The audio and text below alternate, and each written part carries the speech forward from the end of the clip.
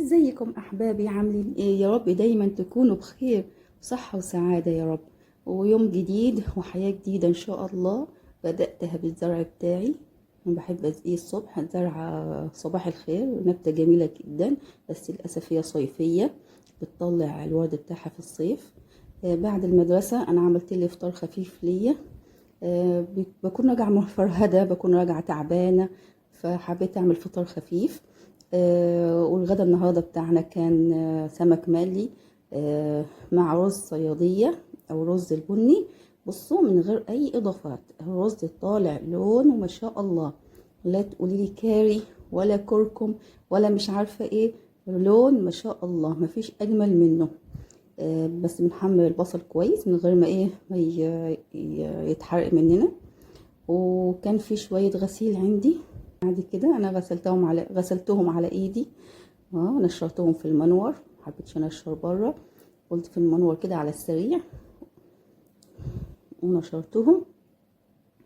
كده بصي، البصلة بتحمر كويس. انا ليا طريقتي في تحمير البصلة، هي اللي بتطلع الرز لونه بني ما شاء الله.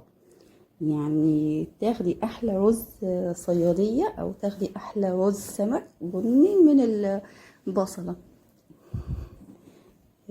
روتين الستات دايما ما شاء الله مليان مليان. بصي، في نص الروتين ده، نص اليوم ده بيصرخ وده بيزن، ويا ماما الحقي، ويا ماما سكتي، ويا ماما مش عارفه ايه.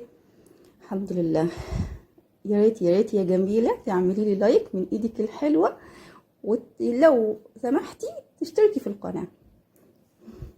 اشتراكك ده هيسعدني، صدقيني هيسعدني ويفرحني. ده كده السمك، انا قليت السمك. بصوا شكله الرز ما شاء الله، روعة روعة.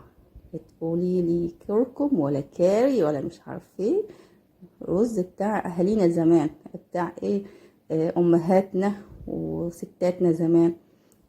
بصي، من غير اي اضافات ما شاء الله.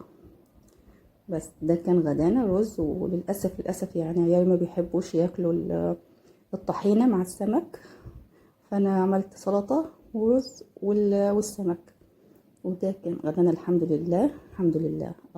اللهم ادمها نعمه واحفظها من الزوال. اهم حاجه ربنا يحفظها من الزوال يا رب. لو وصلت لحد هنا ما تنسيش اللايك يا حلوه، ما تنسيش اللايك. بعد كده كان في شويه غسيل. بصي، بتنشري وبتلمي وبتطبقي وبتحطي وبتجيبي. الغسيل ده مفيش منه مفر. وان احنا انا حاسه لو احنا في ايه كوالالمبور، الغسيل ورانا وغسيل المواعين وغسيل الملابس ورانا. وبكده يكون يومي خلص. يا رب اكون اسعدتكم. سلام.